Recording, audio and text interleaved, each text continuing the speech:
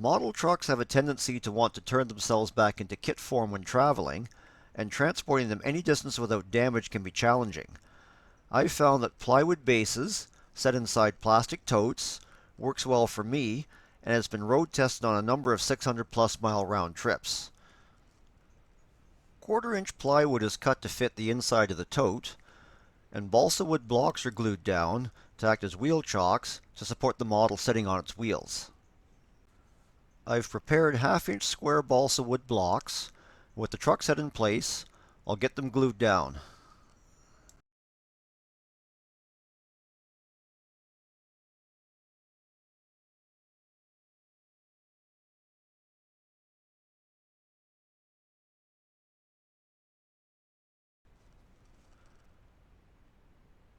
These two blocks will take care of side-to-side motion, and the only surface of the model they bear against is the sidewall of the tires. This block stops any forward motion,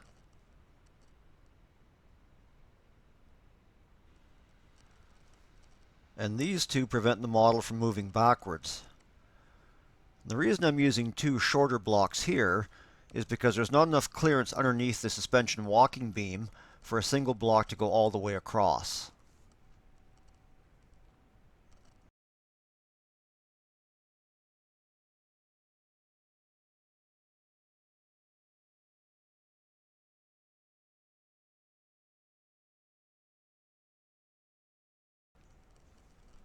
A short block beside each steer tire locks the front end in place.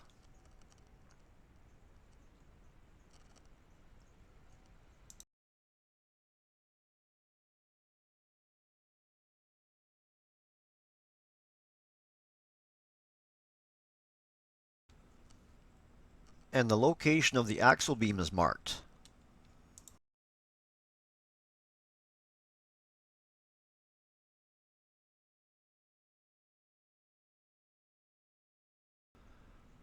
This is done to properly locate a block which supports the axle and keeps weight off the steer tires. This refinement came about from experience after more than one broken spindle. A small piece of foam glued on top of the block prevents paint damage.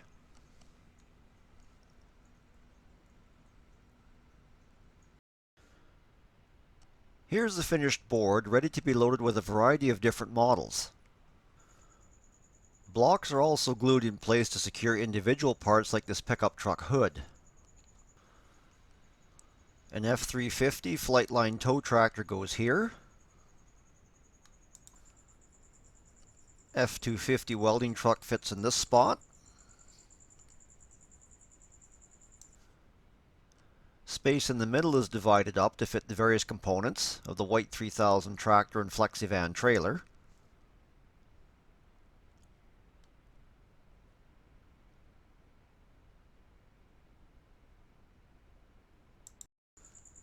GMC General is fitted into its newly installed blocks. And the flat surface of a van trailer roof is ideal to fit here and keep any weight off the running gear and support legs. The tote that this board fits in is deep enough to stack 2 layers of trucks one on top of the other. Here's how it works.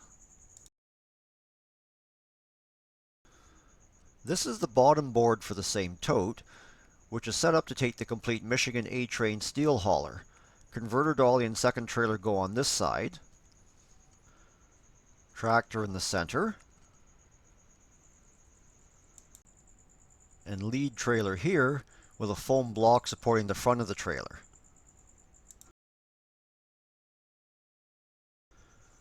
With all the trucks placed on their respective boards, a layer of cushioning foam goes in the bottom of the tote. The lower board is set in place, and the 2 upright plywood sections will support the upper board. The wooden dowels were installed because there's enough space left over for one more plywood piece to sit on top.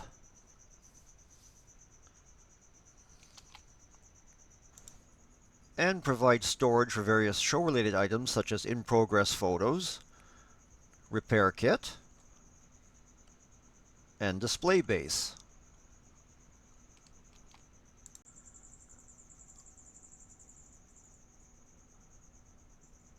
Ready for the long haul. This works just as well with a single layer of models as shown here. Bubble wrap cushioning, board with all the blocks glued in place, small items which are being shipped loose, in this case a ratchet binder and the accompanying chain,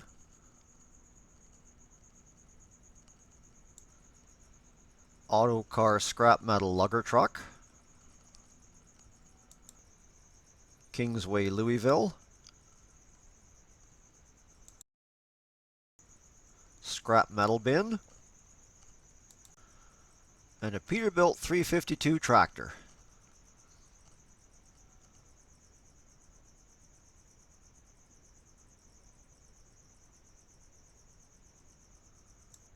Thank you for taking the time to watch this. These models are being loaded for real. This is Thursday night, and Saturday morning I'll be loading them up and heading on down to Fulton, New York for their show.